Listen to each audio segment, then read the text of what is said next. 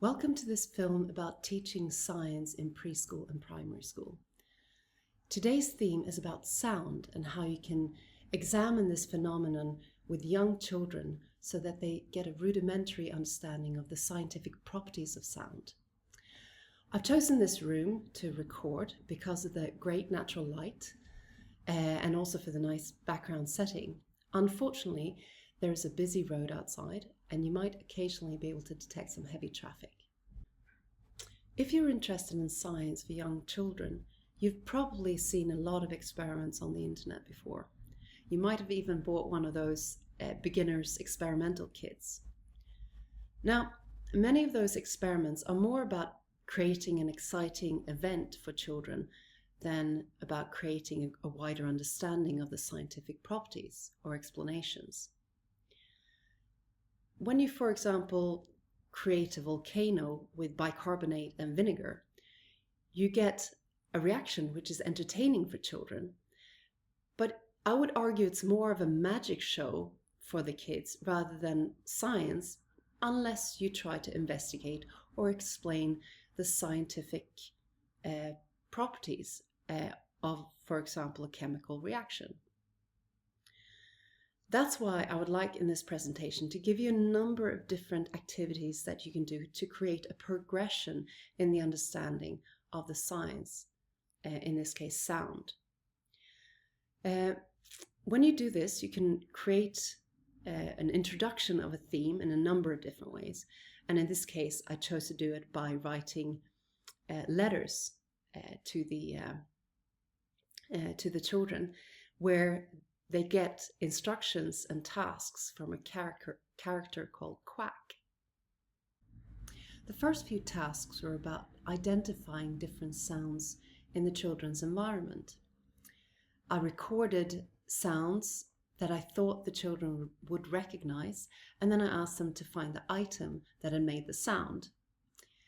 The reason why I did this was because I wanted them to get interested in the project, give them some easy tasks to begin with, and also to get them thinking about sound and how you can identify sound. This particular toy that you can see in this presentation made a very annoying sound that I thought the children would recognize immediately, but it wasn't so easy. The next few tasks were about making instruments. The children were given rubber bands of different widths and lengths, and after a while they figured out that the rubber bands made different sounds when they were placed around a box. The small rubber bands were pulled tight over the box and therefore made a higher tone, whereas the wide rubber bands made a deeper tone, especially since they were not as tight. I focused the children's attention on the vibrations the rubber bands made when they were pulled. Some of the other instruments that children were asked to do were drums. They were given balloons that had been cut open, so they were just a piece of rubber, and jars of different sizes. And when the rubber of the balloons were pulled tight across the jars, they sounded like drums, especially when they were using drumsticks, which the children made themselves from pens with plenty of tape at the end.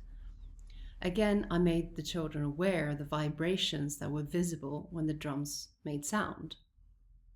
As I mentioned in the beginning of this video, from a child's perspective, scientific experiments and activities are more like magic than science unless you have some basic scientific understanding of the processes.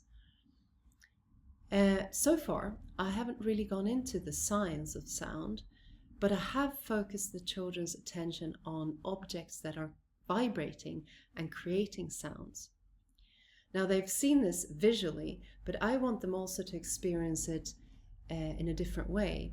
And so what you can do is, for example, get the children to actually touch something that's making a noise. You can have them lightly touch a speaker, and I say lightly because, of course, they can damage the speaker membranes if you're not careful. Or they can touch the body of a guitar when it's being played to feel the vibrations. Objects that vibrate can create pulses of compressions in the air that you can actually feel as well. So the children can feel these compressions and vibrations in the air by placing their hand just a few centimeters away from a speaker.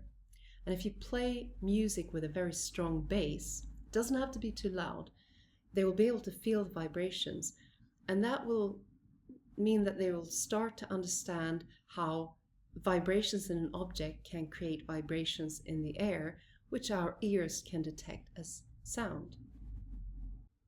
A vibrating object can create a sound, but sound can also lead to detectable vibrations in an object. If we touch our throats, we're able to feel how our vocal cords vibrate, creating the sounds that come out of our mouths.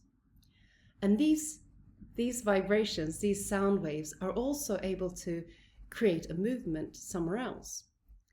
I'll show this quite easily with a balloon. And if you place it a few centimeters away from your mouth, you can very easily detect the vibrations in the balloon or in the rubber of the balloon. So this is one way of illustrating how sound can actually get things to vibrate. You can also easily do it with a bowl with cling film, and then you add something light like rice or dried tea, sprinkle that on top, and then you place your mouth quite close to the edge, and you can talk or sing or just use one tone, and you'll see that the rice will actually jump up and down, or the tea. So it can actually jump so much that it jumps off the cling film. And I'll illustrate this in a short film.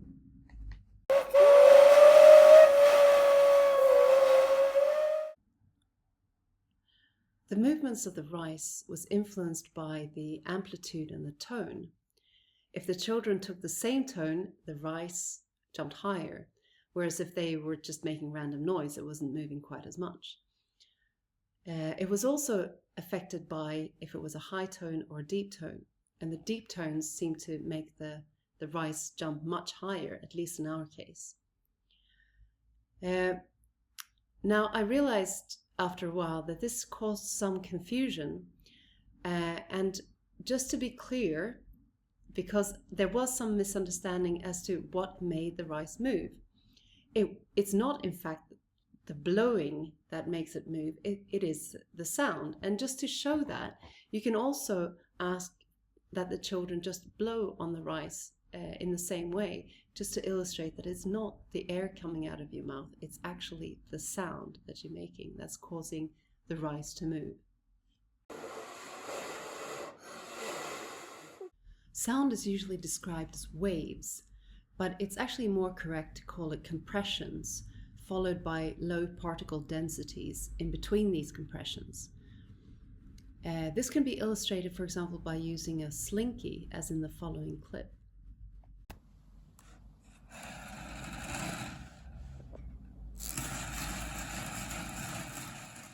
As sound is the compression of particles in a medium, there needs to be particles, otherwise we won't have sound. In vacuum, like in space, there is no particles, and therefore we cannot hear sounds. In water, on the other hand, sounds can be created and transported, and many mammals living in water communicate over large distances using sound signals. We can also hear sound, which anyone who's ever had a bath will know. However, often it's quite muffled or distorted. Sound waves can be transported effectively through a solid medium as well, not just water or air. Here are some classic examples of how you can work with the transfer of sound through a string or a metal wire. The first one is a homemade telephone, where you can make a hole in the bottom of 2 cups and pull a string between. You get the best effects if you use metal cans, but plastic cups will also do the trick. Make sure you pull the string tight between the cups and that the string is not in contact with a doorway or a wall, otherwise the sound will not be transferred correctly. In the second experiment, you can tie a metal fork to 2 strings and press the end of the strings to your ear bone. When you bang the fork, it will sound like a church bell.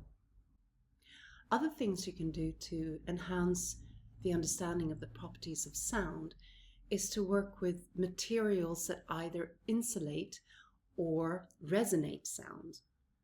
In this glass jar, I've placed a mobile phone that's ringing, and it continues to ring as I wrap it up in cotton and place it in the jar, but the sound is very much reduced. In a similar way, you can work with resonance by using, for example, a tuning fork on a wooden surface.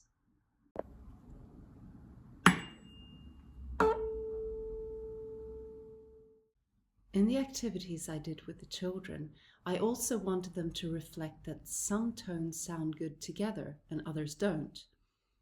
They were given 3 tones and they had to agree on which one they thought were friends and which ones didn't sound like friends.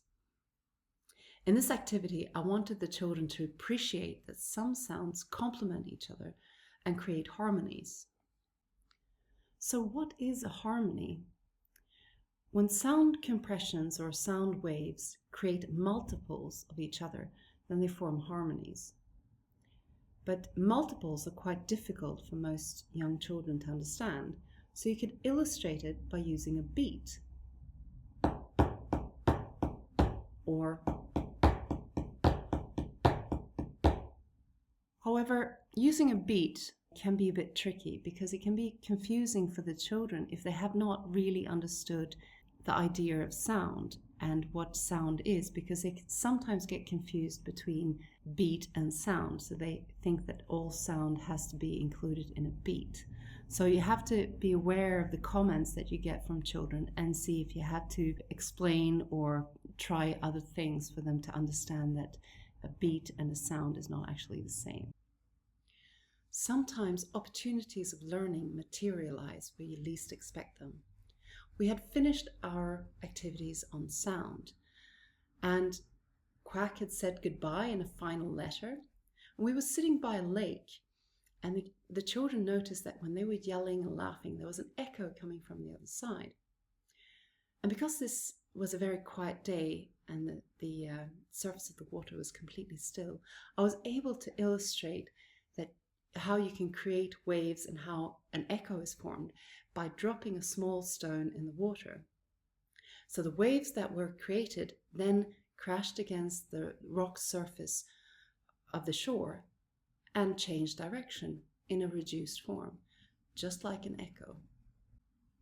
So to summarize, what is it that I would like the children to understand from these activities around sound? Well, I want them to understand that sounds are pressure waves and that these waves can create harmonies and disharmonies. I also want them to understand that an object that vibrates or moves can create sounds, but also that sounds can actually get things to move. I want them also to understand that some materials can insulate sound and others can resonate sound, and it depends on the qualities of these materials. And I want them to also reflect on the fact that sounds can bounce and create echoes.